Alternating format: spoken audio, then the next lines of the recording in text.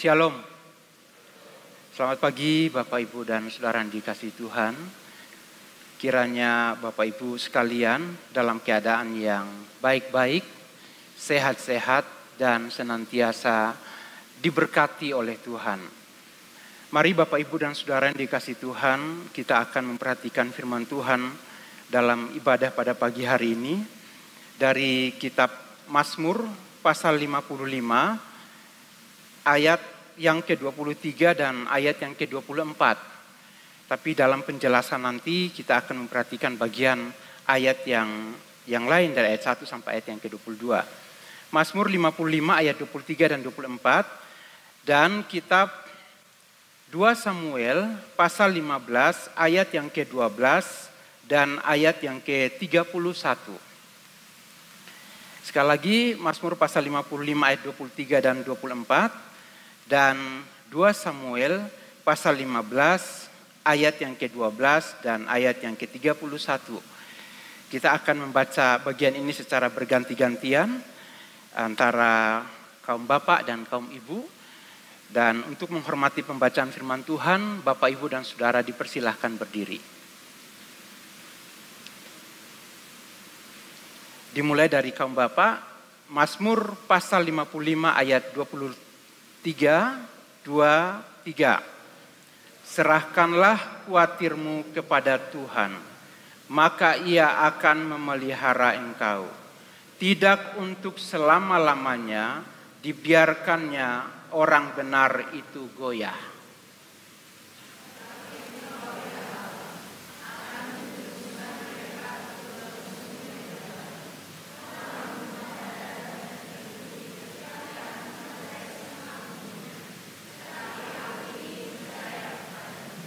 Saat 2 Samuel 15 ayat 12 kaum bapak, ketika Absalom hendak mempersembahkan korban, disuruhnya datang Ahitofel, orang Gilo itu, penasihat Daud dari Gilo kotanya. Demikianlah persepakatan gelap itu menjadi kuat dan makin banyaklah rakyat yang memihak Absalom. Ayat 31 ibu-ibu.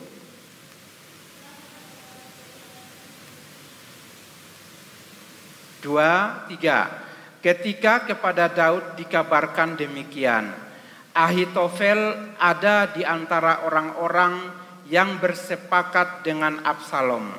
Maka berkatalah Daud, gagalkanlah kiranya nasihat Ahitofel itu, ya Tuhan. Amin, mari kita akan bersama-sama berdoa. Kami mengucap syukur untuk firman Tuhan yang Tuhan berikan kepada kami pada hari ini. Dan kami menerima firman Tuhan ini dengan ucapan syukur.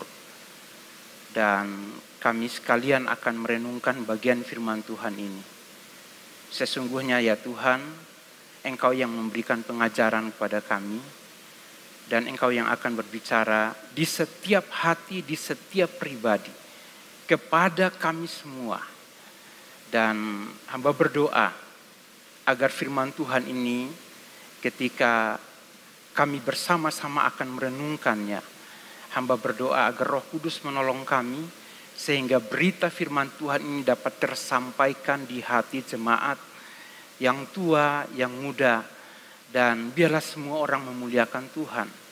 Karena Allah akan bekerja di tengah-tengah kami seturut dengan firman Tuhan yang Allah sampaikan kepada kami.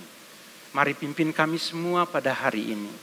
Dan Roh Kudus pimpinlah hamba-Mu yang penuh dengan kelemahan dan keterbatasan di dalam memberitakan firman Tuhan. Demi nama Tuhan Yesus kami berdoa. Haleluya. Amin.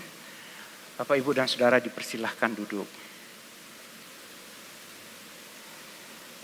Bapak, Ibu yang dikasihi Tuhan, hari ini tema firman Tuhan adalah serahkan khawatirmu kepada Tuhan.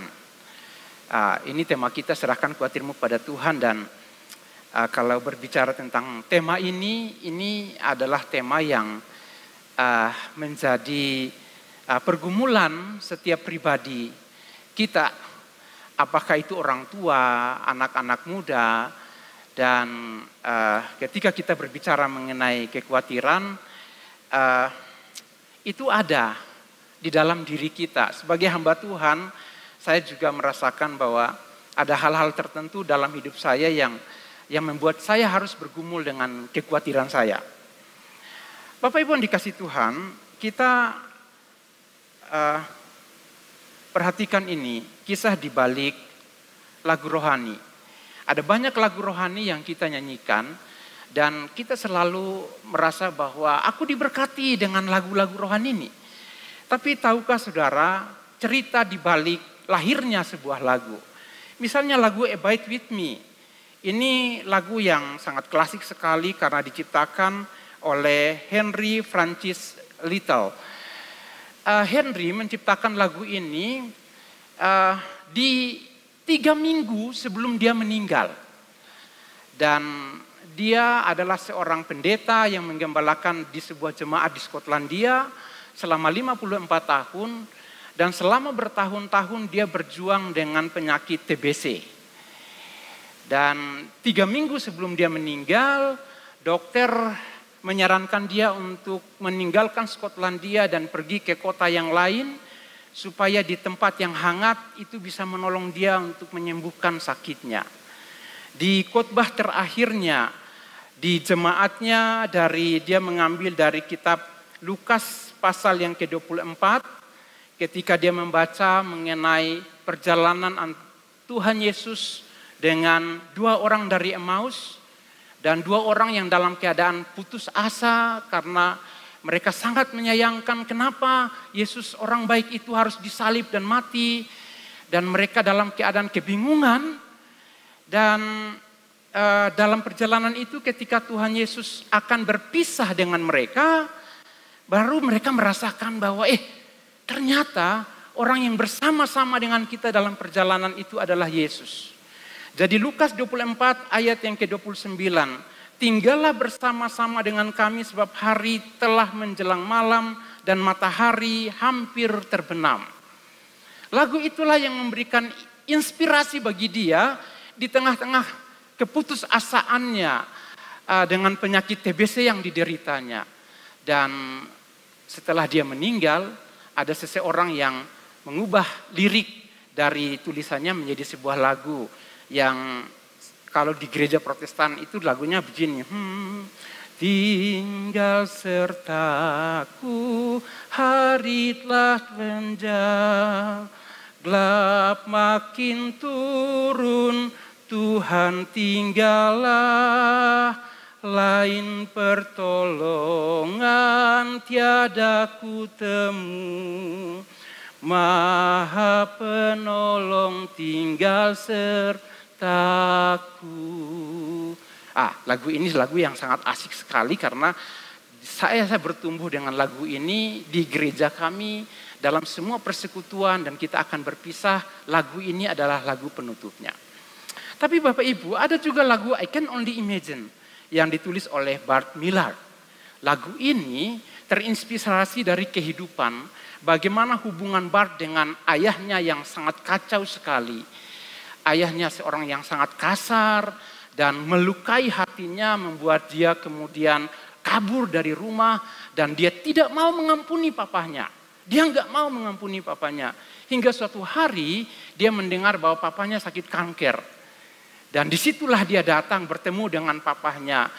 Awal pertemuan itu kalau saya nonton di filmnya I Can Only Imagine ini, dia tidak mau berkomunikasi dengan papanya. Tapi kemudian dia perlahan-lahan luluh untuk mengampuni papahnya. Dan lagu ini ditulis setelah papahnya meninggal. Itu adalah lagu I Can Only Imagine. Dan ada satu lagi. Hatiku percaya, hatiku percaya, hatiku percaya, selalu ku percaya. Edward Chen ketika dia menulis lagu ini, dia ada dalam sebuah hubungan yang rumit dengan pacarnya. Dia ada di Sumba, pacarnya ada di Amerika. Dan pacarnya kemudian memutuskan, bukan pacarnya, calon mertuanya tidak senang dengan hubungan mereka. Dan ketika memutuskan hal itu membuat dia ada dalam sebuah pergumulan yang berat dalam hidupnya.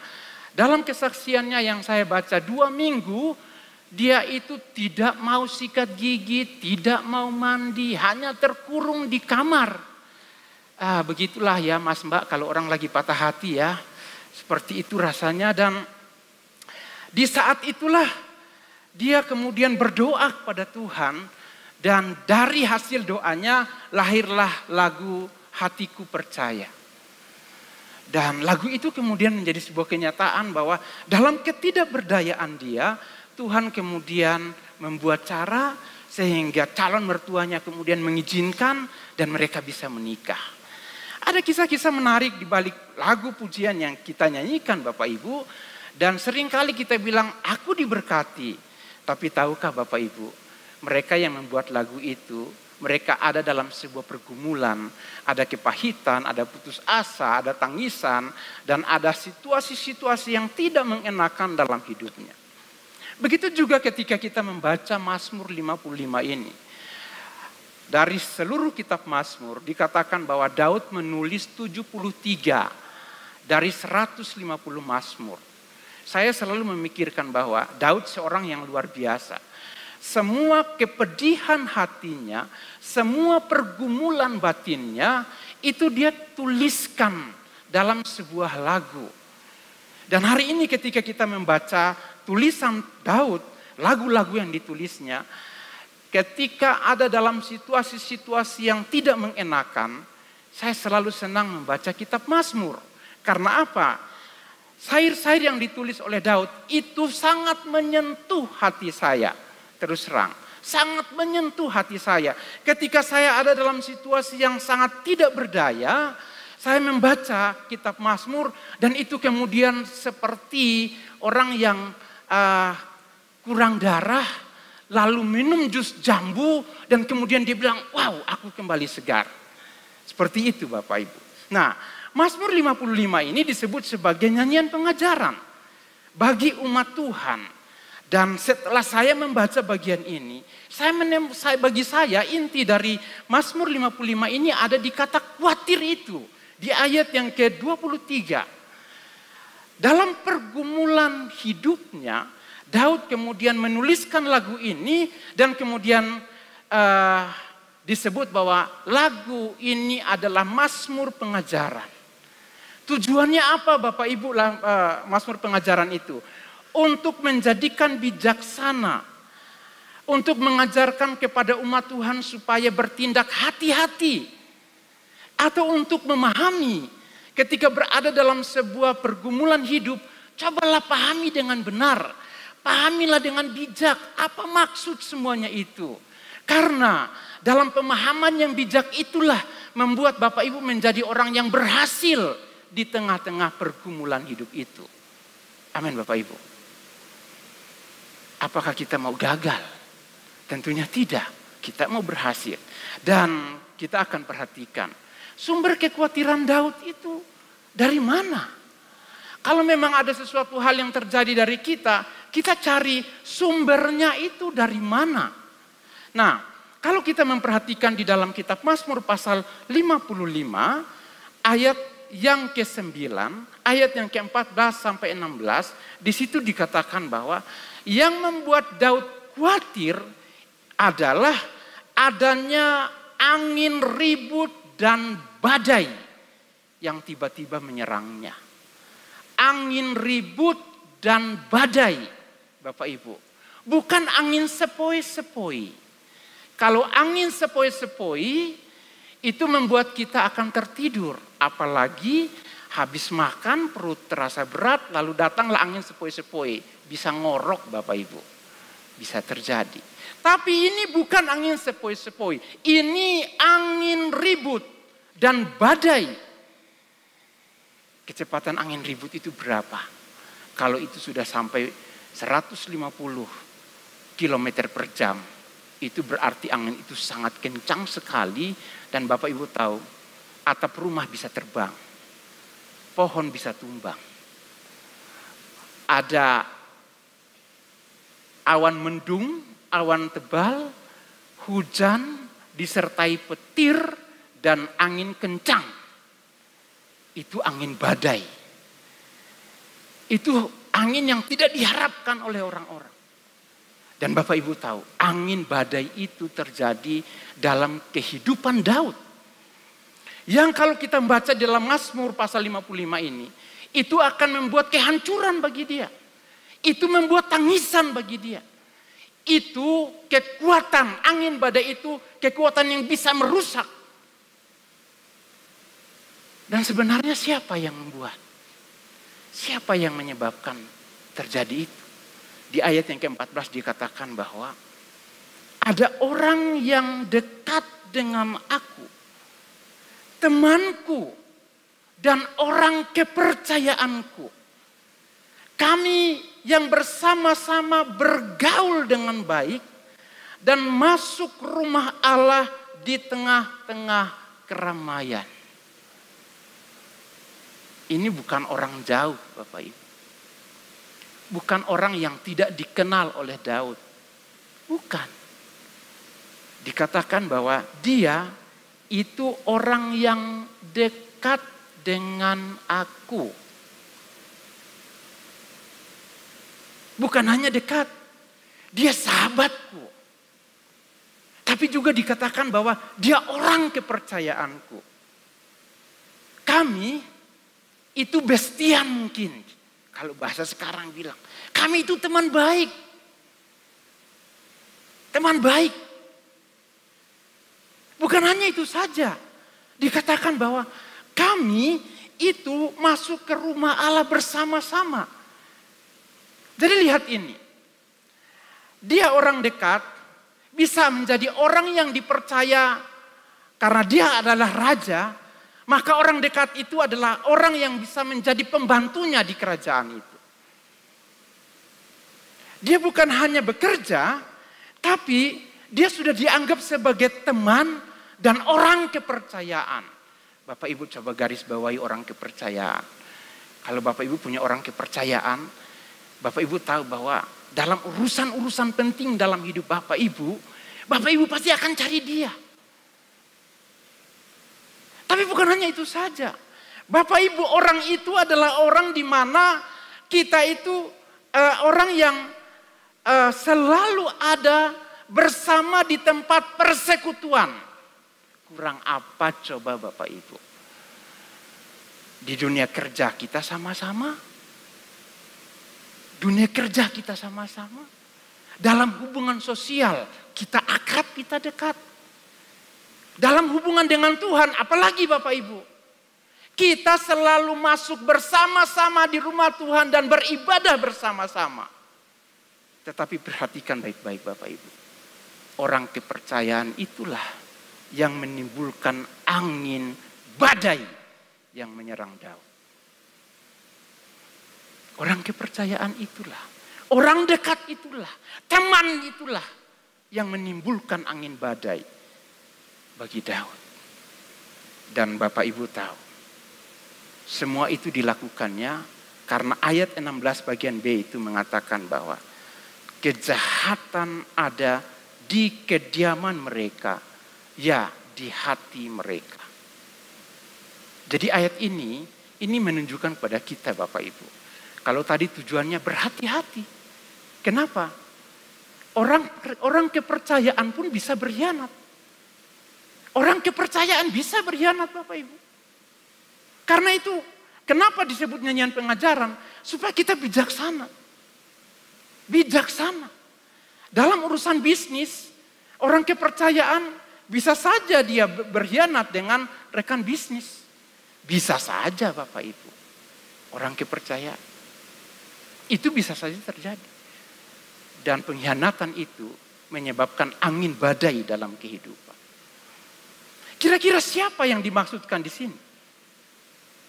Orang itu, kalau kita memperhatikan di dalam kitab 2 Samuel, itu adalah Ahitofel.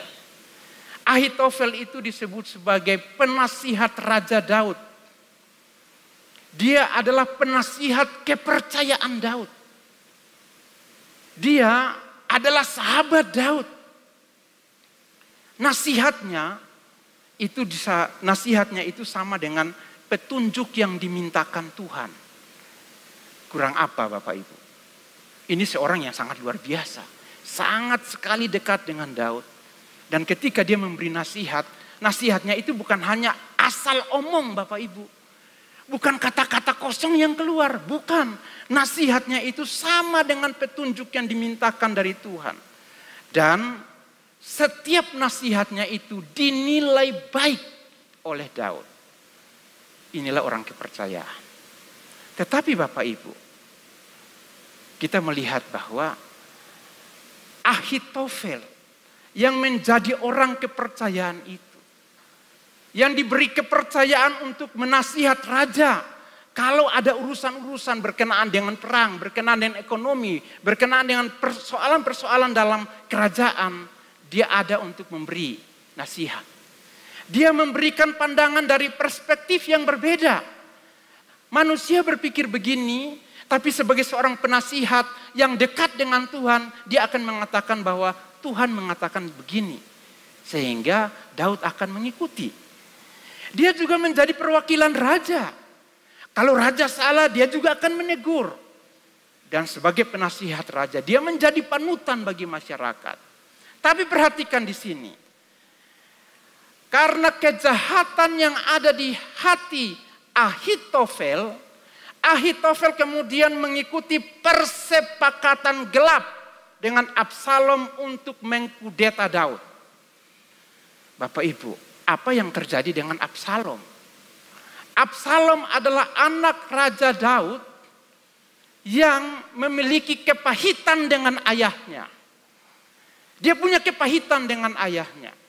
Sampai ketika dia mulai mengkudeta di dalam kitab 2 Samuel pasal 15, dia mulai mengadakan persepakatan gelap.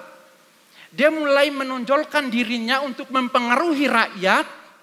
Dan kemudian dia mengajak rakyat supaya rakyat itu condong ke hatinya dengan mengatakan bahwa kalau kamu punya masalah jangan pergi ke raja, datang pada saya bisa menolong kamu. Kemudian dia yang mencari cara supaya dia bisa ditabiskan menjadi raja dan supaya membuat dia semakin kuat, maka dia minta orang kepercayaan papahnya, Raja Daud, yakni Ahitofel, untuk datang. Dan ketika Ahitofel datang, maka di situ dikatakan bahwa persepakatan gelap itu menjadi kuat. Perhatikan di sini Bapak Ibu. Karena firman Tuhan mengajarkan kita supaya bijaksana. Berhati-hatilah dengan orang yang sakit hati. Orang yang punya kepahitan. Di rumah, di tempat kerja, dalam lingkungan pelayanan. Berhati-hatilah. Kenapa?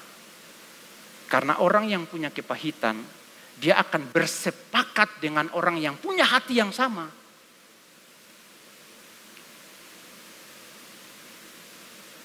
Walaupun mungkin bilang begini, lakui kan koncoku, nah ibadah yo melu, podo, sama-sama kami ibadah, yo pelayanan yo sama-sama kami pelayanan, yo tenan Bapak Ibu, benar kamu pelayanan, tetapi apa yang ada di hatimu? Apa yang ada di hatimu? Apa yang terjadi di Mazmur ini memberikan pengajaran pada kita. Bahwa orang kepercayaan itu dia berkhianat. Dia akan mencari orang-orang yang mempunyai hati yang sama. Dan itu bahaya. Di tempat kerja ketika orang mulai melawan. Dia akan cari siapa? Dia akan cari orang yang punya hati yang sama, kepahitan yang sama terhadap pimpinannya. Cari gitu. Kalau bersama-sama mereka akan mengatur kekuatan mereka. Supaya apa? Suatu hari kalau bisa menyerang ya kita serang. Apa yang ada di dalam hati manusia itu diketahui Allah. Dan karena itu Allah berbicara kepada kita. Kenapa firman Tuhan bilang jagalah hatimu dengan segala kewaspadaan. Karena disitulah terpancar kehidupanmu. Kenapa? Supaya setiap kita dalam setiap tanggung jawab yang dipercayakan pada kita, setiap kasih karunia yang dipercayakan kepada kita, kalau memang kita menjadi orang kepercayaan, jadilah orang kepercayaan yang tunduk pada Tuhan, bukan orang kepercayaan yang menyimpan kejahatan di dalam hati. Bukan begitu, karena itu bertentangan dengan firman Tuhan. Jadi, apa yang terjadi kemudian, hari itu ketika ada suara, ada gemuruh suara bahwa Absalom sudah menjadi raja. Daud mendengar hal itu. Hari itu Daud memutuskan untuk lari dari kerajaan. Hari itu juga Daud lari dari kerajaan. Karena itu Bapak Ibu, ketika kita memperhatikan bagian ini, kita akan melihat apa yang terjadi pada Daud. Karena Absalom sudah diangkat menjadi raja dan Daud mendengar hal itu, maka kita membaca di ayat yang ketiga bahwa aku mengembara menangis karena cemas, karena teriakan musuh, karena aniaya orang fasik, sebab mereka menimpakan kemalangan kepadaku dan dengan geramnya mereka memusuhi hatiku. Memusuhi aku, hatiku gelisah, kengerian maut telah menimpa aku. Aku dirundung takut dan gentar, perasaan seram meliputi aku. Pikirku, sekiranya aku diberi sayap seperti merpati, aku akan terbang dan mencari tempat yang tenang. Bahkan aku akan lari jauh-jauh dan bermalam di padang gurun. Aku akan segera mencari tempat perlindungan terhadap angin ribut dan badai. Yang terjadi Bapak Ibu, kalau membaca bagian ini, kenapa Daud harus lari dan dia menangis? Kekhawatiran apa yang membuat dia harus lari? Ini berkenaan tentang kehidupannya sebagai seorang pribadi dan kedudukannya sebagai seorang raja. Ketika musuh berteriak dan dia sudah tahu bahwa akan ada aniaya, kemalangan dan geram. Ada kegelisahan di hatinya, kengerian ada dalam dirinya. Dan kemudian dia berpikir bahwa dia harus lari. Bapak Ibu yang dikasihi Tuhan, apa yang dirasakan oleh Daud, ini juga yang dirasakan di dalam hati kita ketika kekhawatiran itu menyerang diri kita. Ketika kita ada dalam kekhawatiran, kadang kita menangis karena ketidakmampuan kita. Aku kepingin mencapai target ini, tapi apa daya aku tidak bisa. Dan itu membuat kita menangis. Kadang kita berhadapan dengan orang-orang yang dengan geramnya, dengan marahnya, itu berbicara mengeluarkan pernyataan yang memutarbalikkan fakta, memutarbalikkan kenyataan, hanya untuk apa? Membenarkan diri mereka. Dalam keadaan kita tidak kuat, karena tekanan kekhawatiran itu, kita berpikir bahwa, Nek, aku kalau bisa lari, aku mau lari, entah kemana. Lari. Aku bisa ada di tempat yang tersembunyi, di mana aku sendiri, aku tidak perlu melihat orang-orang lain ada di sekelilingku. Aku ingin lari dari kenyataan ini. Dan itulah yang terjadi dalam diri kita sebagai manusia. Tapi mari kita lihat, dalam kekhawatiran itu, apa yang harus kita lakukan? Apa kita memang harus pasrah bongkoan? Atau memang ada hal lain yang perlu kita lakukan Bapak Ibu? Daud menyerahkan kekhawatirannya kepada Tuhan.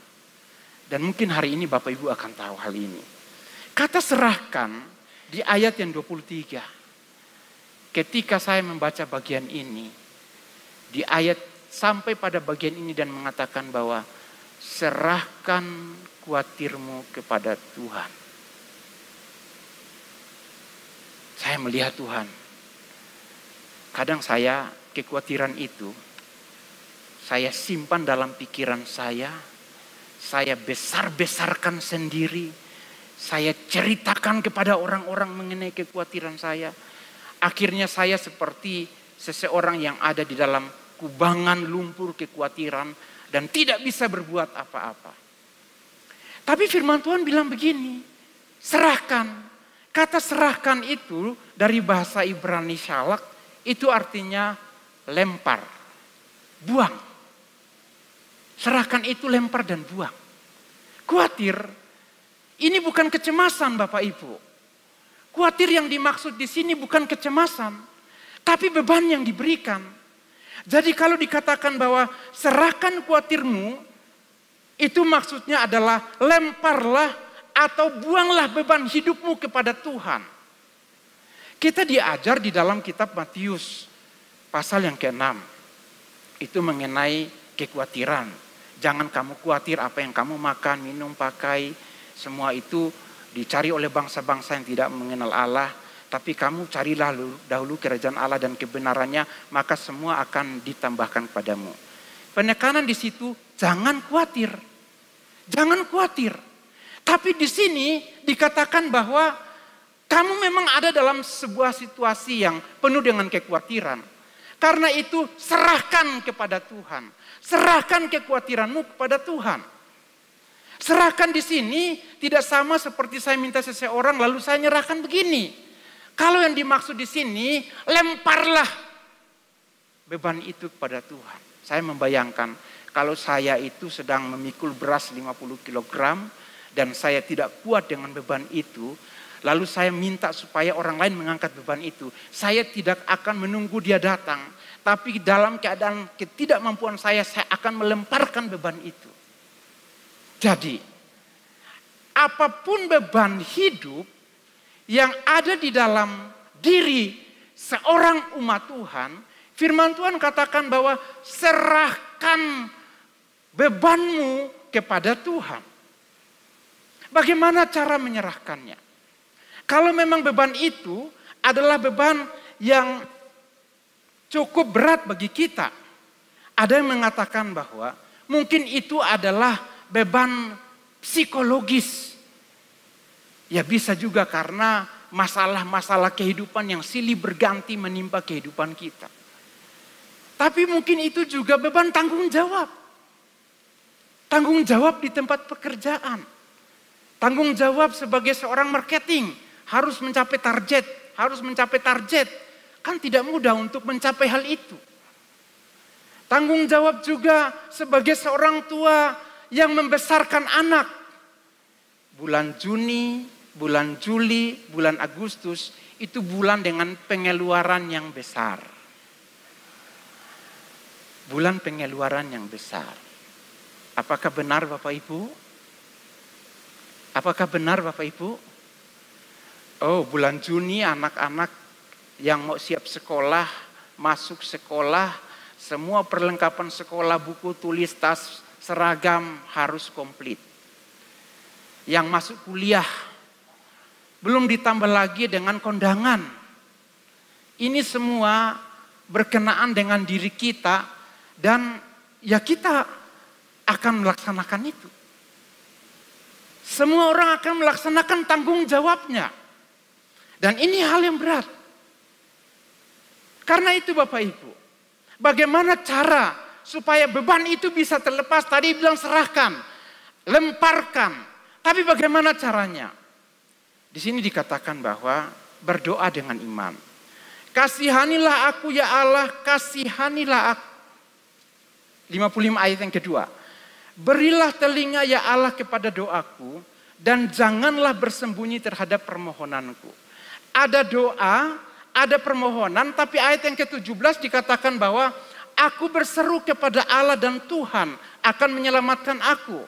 Aku berseru kepada Allah, ayat yang ke-23 dan 24 adalah maka ia akan memelihara engkau dan aku ini percaya kepadamu. Begini Bapak Ibu, semua orang punya beban. Semua orang ditanya berdoa, ya berdoa. Tapi ayat yang ke-17 itu membuat sebuah perbandingan dengan ayat yang kedua, berseru. Ada saatnya kita berdoa Bapak Ibu. Kita berdoa dengan ada suara yang bisa kita atur. Seperti kita sedang berbicara dengan seseorang di dalam doa kita. Karena kita sedang berbicara dengan Tuhan dan kita berusaha untuk berbicara dengan sopan kepada Tuhan supaya doa kita didengarkan Tuhan.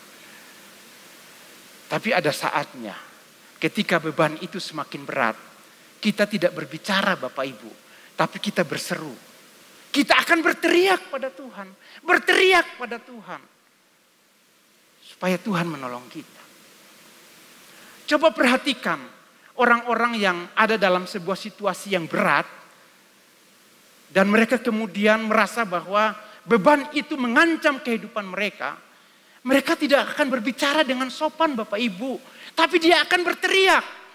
Itulah maksud berseru-seru. Berteriak-teriak pada Tuhan. Sama seperti Bartimius yang berseru-seru pada Tuhan supaya Tuhan menolong dia. Demikianlah kita pun berseru-seru pada Tuhan. Daud pun berseru-seru pada Tuhan.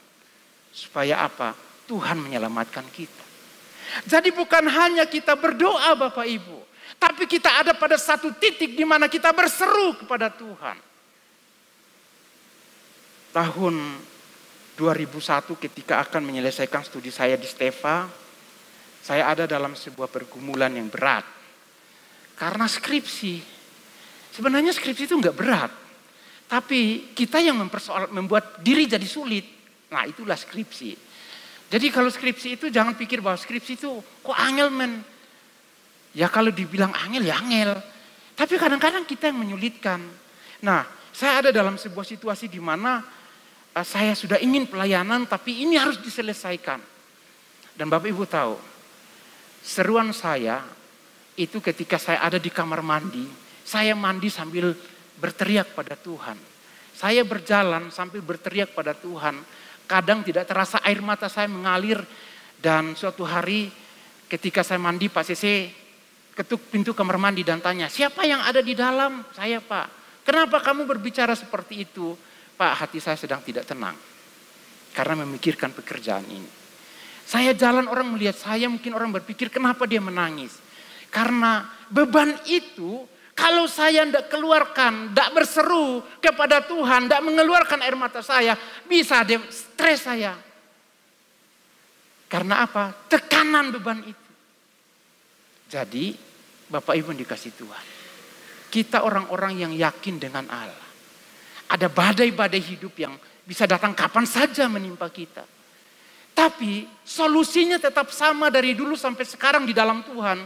Berdoa, serahkan. Dan dalam doamu kamu harus percaya bahwa Tuhan memelihara kamu dan Dia memperhatikan kamu dan Dia mendengar doamu. Jadi Bapak Ibu yang dikasih Tuhan.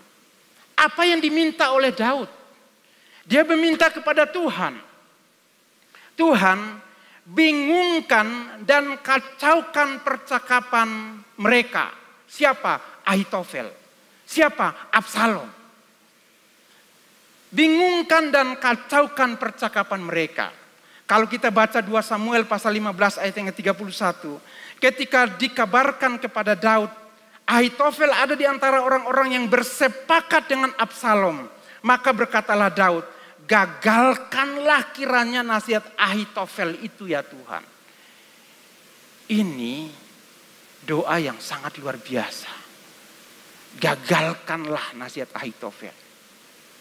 Memang Bapak Ibu, Tuhan mendengar doa Daud dan menggagalkan. Ada 2 nasihat Ahitofel. Pertama, ketika Daud sudah pergi, dia meninggalkan gudik-gudiknya, Ahitofel memberi nasihat begini. Supaya rakyat tahu bahwa ayahmu sudah pergi, maka kami akan membentangkan tenda dan kamu tidur dengan gundik-gundik ayahmu. Nasihat ini didengarkan oleh Absalom. Tapi nasihat yang kedua, Ahitofel kemudian minta supaya dia membawa 12.000 orang mengejar Daud, menyerang Daud. Di saat yang sama, Daud sudah menempatkan orang kepercayaannya Husai di tempat itu. Dan ketika Absalom bertanya kepada Husai, bagaimana menurut pendapatmu? Husai bilang jangan. Karena papahmu itu adalah seorang pahlawan dan prajurit sejati, dan orang-orang yang mengikutinya itu adalah orang-orang yang prajurit-prajurit sejati. Kamu bisa dikalahkan. Kalau kamu dikalahkan, maka rakyat akan mempermalukanmu. Tapi kalau kamu mau, maka kumpulkanlah semua rakyat, maju bersama-sama untuk menyerang Daud. Maju bersama-sama untuk menyerang Daud. Nasihat Husai ini didengarkan oleh Absalom. Dan firman Tuhan mengatakan bahwa nasihat Husai ini adalah nasihat yang berasal daripada Tuhan. Karena Tuhan akan menghukum Absalom. Jadi Bapak Ibu dikasihi Tuhan. Apa yang terjadi dalam kehidupan ketika beban itu ada menimpa seseorang. Dalam hal ini seseorang yang mungkin sama seperti Daud. Apa yang Tuhan minta? Doa, sampaikan, gagalkan. Doa, sampaikan, gagalkan. Walaupun Bapak Ibu, hamba Tuhan pun uji pernyataannya. Uji pernyataan. Apakah ini berasal dari Tuhan atau tidak? Apakah ini berasal daripada Tuhan untuk kemuliaan nama Tuhan atau tidak? Perlu diuji. Kenapa? Karena Alkitab sudah memberi contoh bagaimana Ahitofel, dia adalah seorang hamba Tuhan juga. Tapi dia salah di dalam memberikan nasihat yang tidak memuliakan nama Tuhan. Jadi itulah kenapa kita harus bijaksana di dalam hal ini. Ketika ada beban hidup yang menimpa kita, perhatikan siapa orang yang dekat dengan kita. Siapa orang yang dekat dengan kita. Itu pun kalau orang dekat dengan kita, dengar dulu pernyataan-pernyataannya. Uji dulu pernyataan-pernyataannya. Apakah ini benar atau tidak? Karena apa? Zaman sekarang ini Bapak Ibu, ketika terbuka media informasi, berita hoax itu ada di mana-mana. Dan siapa yang paling cepat ngomong, itu yang dipercaya. Padahal berita yang disampaikan itu bukan berita yang benar, berita yang bohong. Kita perlu untuk berhati-hati di dalam hal ini. Daud menyerahkan pada Tuhan dan Tuhan benar-benar mengacaukan, membingungkan dan mengacaukan percakapan dari Ahitofel dan Absalom. Dan melalui hal ini juga Bapak Ibu, kita melihat apa yang menjadi jawaban Tuhan dari Daud di masa khawatirnya. Ayat yang ke-17b, Tuhan menyelamatkan Daud. Baca di dalam kitab 2 Samuel pasal 15 sampai pasal 18. Salomo akhirnya pergi menyerang, benar dia menyerang. Dan Daud sudah memperingatkan kepada Yoab dan kepada semua panglima perangnya. Jangan kamu apa-apakan dia. Tapi kemudian Yoab membunuh Absalom. Hati kebapaan daripada Daud itu sangat luar biasa. Anaknya salah, tapi dia bilang jangan kamu apa-apakan dia. Memang dia salah, tapi jangan kamu apa-apakan dia. Karena dia anakku. Bapak Ibu, kadang kita juga lihat anak kita salah, rasanya geram, tapi kui anakku, aku mengampuni kamu. Tuhan membebaskan dengan aman dari serangan musuh terhadap aku. Ia memberikan pemeliharaan ilahi di tengah-tengah serangan musuh. Dan ayat yang ke-23, tidak selama-lamanya ia membiarkan orang benar goyah. Sebaliknya ia akan menjerumuskan musuhnya ke dalam lubang kebinasaan. Jadi Bapak Ibu yang dikasih Tuhan. Semalam saya membaca sebuah buku. Ada seorang yang sakit polio. Dan dia bertanya kepada seorang misionaris. Dan bertanya begini. Kalau Tuhan ada, kenapa Tuhan mengizinkan saya mengalami sakit polio ini? Kalau Tuhan ada, kenapa Tuhan membiarkan saya sakit? Kalau Tuhan ada, kenapa Tuhan tidak menyembuhkan saya? Dan ia mengatakan bahwa tidak ada Tuhan. Karena Tuhan tidak mendengarkan saya. Tapi si misionaris mengatakan pada orang itu, yang menurut saya masuk akal juga. Kamu tahu enggak? ketika seorang anak sakit, siapa yang merasakan sakitnya? Mama-mama, ibu-ibu, waktu anakmu masih kecil, dia sakit, siapa yang merasakan sakitnya? Apakah anak itu yang merasakan sakitnya?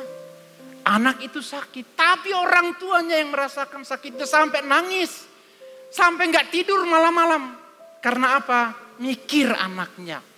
Sampai orang bilang apa? Nek kalau bisa ganti mbok aku saja yang sakit, jangan kamu. Demikianlah Allah katanya. Ketika kamu sakit, kamu berpikir bahwa tidak ada Allah. Tapi sebenarnya Allah sedang merasakan sakitmu. Karena itu dia memberikan Kristus Yesus mati di atas kayu salib. Dan di atas kayu salib itulah dia menanggung segala sakit, penyakit dan kelemahanmu. Dialah yang menyembuhkan engkau. Bukan tidak ada Allah. Ada Allah. Tapi kamu sendiri yang tidak merasakan kehadiran.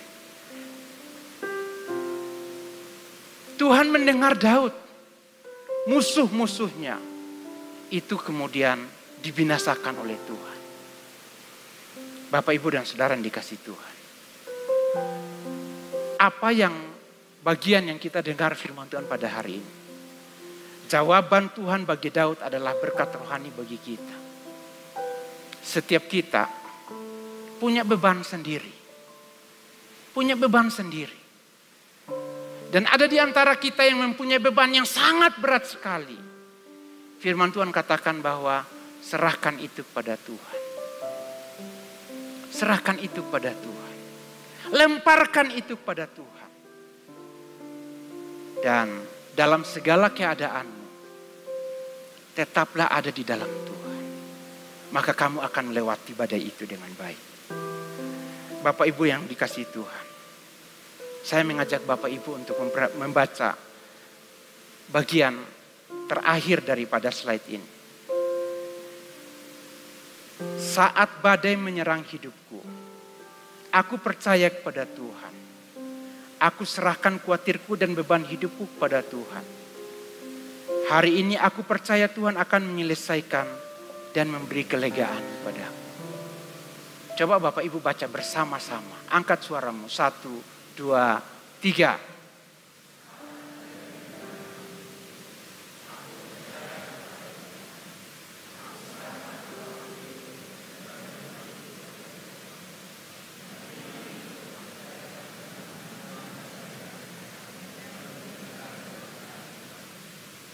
Amin.